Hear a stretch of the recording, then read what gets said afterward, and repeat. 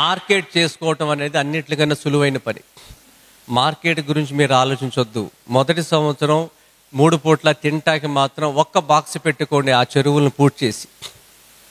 ఒక్క బాక్స్. అనుభవం వచ్చినాక దాన్ని పెంచుకోండి. 3 లక్షల నుంచి 6 లక్షలు వాళ్ళ భారతదేశంలో ఈ రాష్ట్రాల్లో, నేను చెప్పిన రాష్ట్రాల్లో సంపాదిస్తున్నారు. ఇది చూసొస్తే నమ్ముతారు నా మాటలు వినటం కన్నా. ఎంతమంది చూద్దాం అనుకుంటున్నారు చెప్పండి?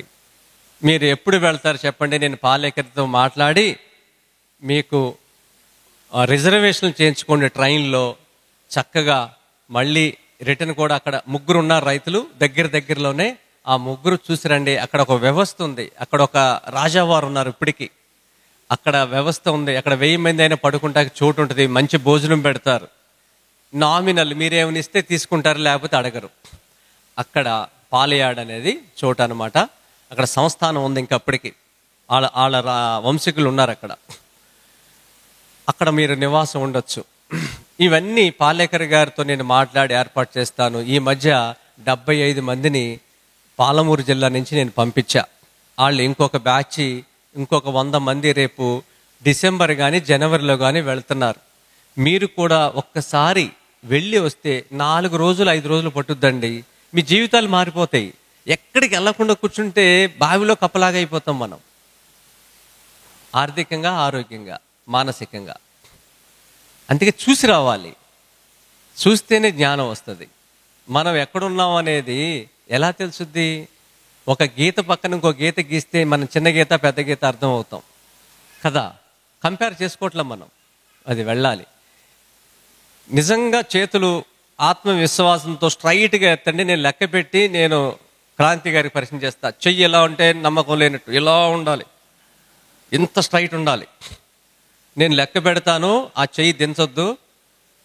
1 2 3 4 5 6 7 8 9 10 11 12 13 14 15 16 17 18 19 20 21 22 23 24 25 26 27 28 29 30 31 32 33 34 35 36 37 38 40 41 42 43 44 45 46 47 49 50 51 52 53 54 55 57 58 59 60 మంది అండి. చాలా పెద్ద సంఖ్య.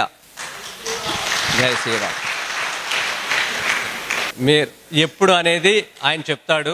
ఆయన నంబరు మీకు ఇప్పుడు అనౌన్స్ చేస్తాడు. వచ్చి ఆయన నంబర్ రాసుకోండి. ఒక గ్రూప్ క్రియేట్ చేయండి. ఇమ్మీడియట్గా వెళ్ళండి. పాలేకర్ గారితో నేను మాట్లాడతాను. డిసెంబర్ ఆర్ జనవరి అక్కడికి వెళ్తే అదే మీకు సంక్రాంతి. పండగ ముందు పండగ తర్వాత కాదు. వాళ్ళు ఎప్పుడు పిలిస్తే అప్పుడు వెళ్ళండి. అక్కడ ఏం జరుగుతుందంటే, ఒక స్కూల్ టీచర్ 3 ఎకరాలు, ఒక చిన్న రైతు 2 ఎకరాలు, ఒక పెద్ద ఆసామి 10 ఎకరాలు, వీళ్ళ 3 కలిపి బరోడాకి తీసుకెళ్తారు. వడోదర తీసుకెళ్ళి అక్కడ శుక్రవారం బుధవారం ఒకే రైతు వెళ్తాడు. తచ్చిమ వాళ్ళందరూ పనిచేసుకుంటారు. ఎందుకంటే స్కూల్ టీచర్ స్కూల్కి వెళ్ళిపోవాలి. పెద్ద రైతు కుదరదు. చిన్న రైతు వీళ్ళు అన్నీ పట్టుకుని ఒక పెద్ద వ్యాన్ తీసుకుని 2 గంటల్లో అమ్ముకుని వచ్చేస్తున్నాడు. ఎవరు డబ్బులు వాళ్ళకి ఇచ్చేస్తున్నాడు. అలా కలిసికట్టుగా ఉన్నారు వాళ్ళంతా. పాలు పట్టుకెళ్తున్నారు, నెయ్యి పట్టుకెళ్తున్నారు, కూరగాయలు పట్టుకెళ్తున్నారు, అమ్ముకుని వచ్చేస్తున్నారు. మనకి చేతిలో ఫోన్లు ఉన్నాయి, వాళ్ళకే ఉన్నాయి. కానీ వాళ్ళు ఫోన్ అలా వాడుకుంటున్నారు. మనం యూట్యూబ్లు చూస్తూ కూర్చున్నాం. క్రాంతి గారు, మీరు వచ్చి మీ నంబర్ ఇచ్చి మీరు దీని గురించి ఒక 2 నుంచి 5 నిమిషాలు మాట్లాడాల్సిందిగా కోరుతున్నారు. అందరికీ నమస్కారం. ఇక్కడ ఉన్న చాలా మందికి నేను సుపరిచితుడని అనుకుంటున్నాను. తెలియని వారి కోసం చెప్తున్నాను. నా పేరు రూపినేని కాంతి. గో ఆధారిత ప్రాకృతిక రైతు, natural agriculture farm activists group, గో ఆధారిత ప్రకృతి వ్యవసాయ రైతుల యొక్క ఉద్యమకారుల సమూహం అనేటువంటి ఒక సంస్థను నడుపుతున్నటువంటి వాడిని. నన్ను గో ఆధారిత ప్రాకృతి రైతు అనటం కంటే కూడా ఎక్కువ మంది బ్యాంబూ కాంతి అంటే గుర్తుపడతారు. ఎందుకంటే వెదురులో ఎన్ని రకాల జాతులు ఉన్నాయి, ప్రజాతులు ఉన్నాయి, ఏ ఏ ప్రాంతాలకి సముద్ర మట్టం దగ్గర నుంచి మొదలుపెట్టి 1500 మీటర్ల వరకు ఒక లెవెల్ ప్రకారం ఇక్కడ పెరిగిన మొక్క ఇంకో చోట పెరగదు. నేను విజయరామ్ గారు 2 సంవత్సరాల క్రితం అనుకున్నాం ఈ కార్యక్రమం ఒకటి చేపట్టాలి. ప్రతి రైతు యొక్క పొలంలో కూడా ఈ వెదురు యొక్క సాగు గురించి కూడా ముందుకు తీసుకెళ్ళాలి. అట్లీస్ట్ ప్రతి రైతు తన పొలంలో 4 మూలల 4 వెదురు చెట్లు వేసుకోగలిగితే అద్భుతమైనటువంటి ఫలితాలు వస్తాయి. దానివల్ల మీకు తెలుసో లేదో, వెదురు ఈ భూమి మీద ఉన్నటువంటి అన్ని చెట్ల కంటే 35% ఎక్కువ కార్బన్ డైఆక్సైడ్ని స్వీకరించుకొని అంతే పరిమాణంలో అంటే 35% ఎక్కువ ఆక్సిజన్ రిలీజ్ చేస్తాయి. వెదురు చెట్ల యొక్క గొప్పతనం అది. వీటిల్లో చాలా జాతులు ఉంటాయి. 115 జనరాస్ ఉంటాయి. బ్యాంబూసా అని ఉంటుంది, డెండ్రా క్యాలమస్ అని ఉంటుంది, పాలిమెర్ఫా అని ఉంటుంది, ఫైరోస్టాకస్, టైరోస్టాకైస్, ఇట్లాంటి 115 జనరాలు ఉంటాయి. నేను చెప్పుకుంటూ వెళ్తే రోజుల తరబడి పట్టిద్ది, బట్ కానీ మీకు ఏదో అవుట్లైన్స్ చెప్తున్నాను ప్రస్తుతం. అట్లానే నేను ఒక్కసారి అందరూ దయచేసి లేచి నించుంటే ఒక్క మాట మీ అందరి చేత చెప్పించాలని నేను అనుకుంటున్నాను.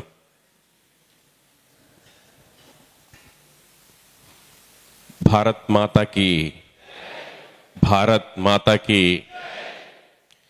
శ్రీమాత్రే నమః, గోమాత్రే నమః, శ్రీమాత్రే నమః, గోమాత్రే నమః. దయచేసి అందరూ కూర్చోండి. మన ఆవు ఎంత గొప్పదో మీకు ఒక పదంలో చెప్తాను. తెలుగు భాష ఎంత గొప్పదో, ఆవు ఎంత గొప్పదో, అమ్మ ఎంత గొప్పదో కూడా ఒక పాటలో చెప్తాను. తేనెలొలుకు తేట తెలుగు పలుకు, తెలుగు భాష లిపిలోని మొదటి అక్షరం అమ్మ అయితే రెండవ అక్షరం ఆవు. అమ్మ ఎంత పవిత్రమో ఆవు కూడా అంతే పవిత్రం.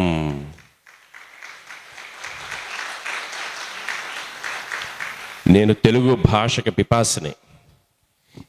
ఏదో జనరల్గా నాకు కొంచెం పంచి కట్టే ఏదో టీషర్టు కాటన్ ప్యాంట్ వేసుకొచ్చారండి, నన్నేం ఇదిగా అనుకోదు. నేను తెలుగు భాషకి పిపాసిని. నాగలక్ష్మి గారికి, శేష్ కుమార్ గారికి, సురేష్ గారికి, ఇలాంటి వాళ్ళకి కొంతమందికి తెలుసు నా గురించి. ఇందాక విజయరామ్ గారు 2 ముక్కలు చెప్పారు. కొనసాగింపుగా ఇంకొక 2 పదాలు యాడ్ చేస్తాను. వస్తుంటే హార్వెస్టర్స్ వచ్చి మట్టిని, వరి పొలాలని హార్వెస్ట్ చేస్తున్నాయి. మీకు తెలుసో లేదో, ఒక 7 అడుగుల వెడల్పు, 7 అడుగుల పొడవలు కలిపితే 49 చదరపడుగులు వస్తుంది. అంతేనా?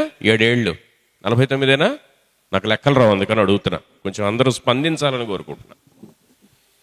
49 చదరపు అడుగుల్లో మీకు తెలుసో లేదో, ఒక హార్వెస్టరు 4 టన్నులు ఉంటుంది, అనగా 4000 కేజీలు ఉంటుంది. 7x7 అడుగుల వృత్తంలో 500 కేజీల కంటే ఎక్కువ బరువు పడితే భూమిలో నష్టపోయేటువంటి మొట్టమొదటి జీవరాశి వానపాము, రెండవ జీవరాశి క్రిమికీటకాలు, బ్యాక్టీరియాల రూపంలో చాలా ఉంటాయి, మూడోది వెస్కులర్ ఆర్బస్కులర్ మైకోరైజా అనే ఒక ఫంగై బాల్. ఇది పగిలిపోతుంది, ఈ బాల్ పగిలిపోతుంది, చితికిపోతుంది. ఇది చితికిపోయిన తరువాత మీరు అరిచి గీబెట్టినా, మీరు కృత్రిమంగా తీసుకొచ్చే సింథటిక్ ఎరువులు తప్పించి ఇక తల కింద పెట్టి కాళ్ళు పైన పెట్టిన మళ్ళీ ఆ మైకోరైజల్ ఫంగై బాల్ని ఆ నేలకు అందిస్తే తప్పించి మిగిలిన పోషకాలన్నింటినీ కూడా పోగు చేసుకొని మొక్క వేరు వ్యవస్థ దగ్గరికి తీసుకొచ్చేటువంటి ఫంగస్ లేదు. ఇక దీనిని అడ్డుకోవాలి. మరొక విషయం చెప్పారు. ఈ ఫంగస్ మీకు జీవామృతం నుంచి చాలా సింపుల్గా అందిద్ది నేలకి. Bacillus thuringiensis, Bacillus subtilis, lactic acid bacteria, lactobacterium, Lactococcus lactis, ఇవన్నీ ఆవు ఫ్రీగా ఇస్తుంది. మీకు తెలుసా, 1 గ్రామ్ స్పోర్ తయారు కావాలి అని అంటే మదర్ పిట్ నుంచి ఒక్క మదర్ బాల్ తయారు చేయాలని అంటే 65 కోట్లు ఖర్చు అవుతుంది. It's not a joke. Sporolac tablet వేసుకుంటా మోషన్స్ అయినప్పుడు డాక్టర్స్ రాసిస్తారు, 130 రూపాయలు 15 బిళ్ళలు. కానీ దాన్ని మదర్ బాల్ తయారు చేయాలంటే 65 కోట్లు ఖర్చు అవుతుంది.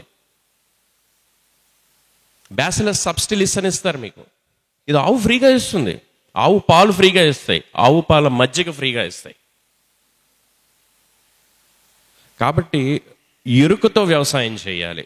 ఈషా ఫౌండేషన్ జగ్గి వాసుదేవ్ గారు చెప్తారు, బ్రతకటం ఎరుకతో బ్రతకాలి. అట్లానే మొన్న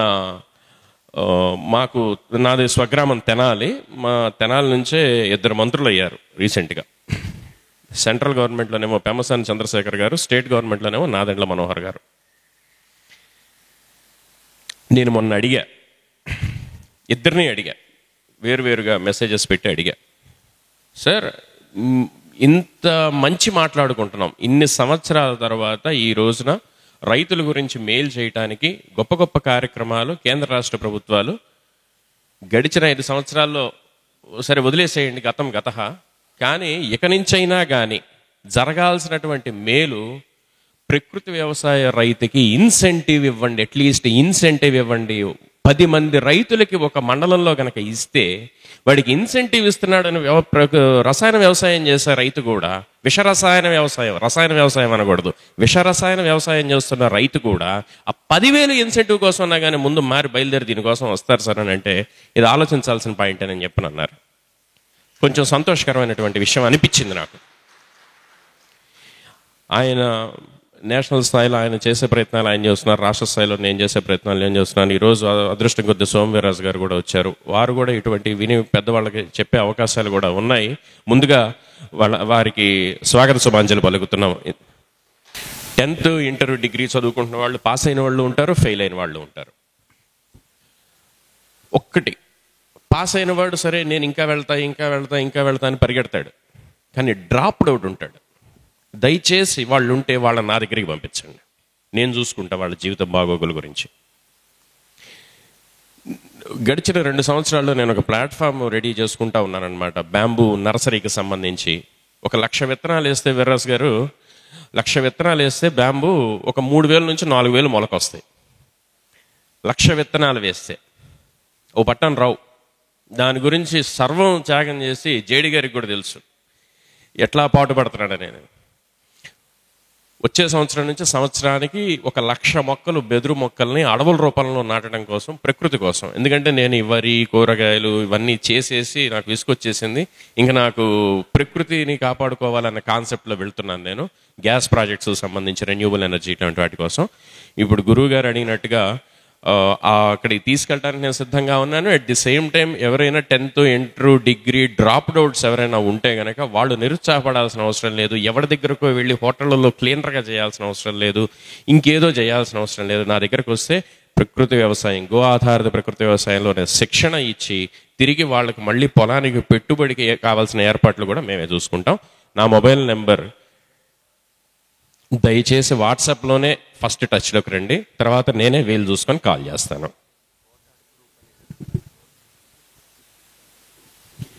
ఆ వాట్సాప్ గ్రూప్ పేరు బోటాడ్, BOTAD, బోటాడ్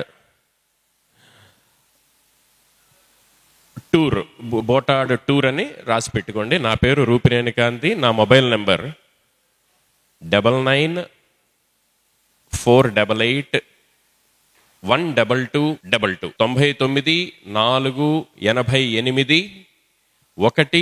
22 22. దయచేసి ముందు వాట్సాప్లోనే మెసేజ్ పెట్టండి, ఏమనుకోవద్దు. నేను కొంచెం క్లాసెస్ అవి చెప్తుంటాను, కొంచెం వీలున్న టైంలో నేనే రిటర్న్ చేస్తాను. ఈ గ్రూప్ కూడా తయారు చేస్తాను, ఆ లింక్ నేను పంపిస్తాను. అందులో డైరెక్ట్గా జాయిన్ అయ్యి అందరూ అందులో చర్చించవచ్చు. ధన్యవాదాలు. ధన్యవాదం క్రాంతి గారు. మీరు సమయం ఇస్తున్నందుకు, బోటాడ్ తీసుకువెళ్తున్నందుకు మనస్ఫూర్తిగా అభినందనలు.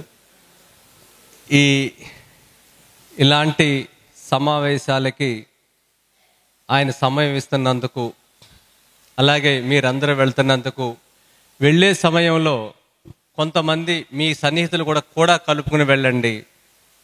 మీరు ఎంత ఎక్కువ మంది వెళితే వాళ్ళు అంత సమయం ఇవ్వగలుగుతారు రైతులు. వాళ్ళకి ఒక సీరియస్నెస్ ఉంటుంది. అవన్నీ కూడా 10 కిలోమీటర్ల దూరంలోనే ఉంటాయి ఆ 3 వ్యవసాయ క్షేత్రాలు.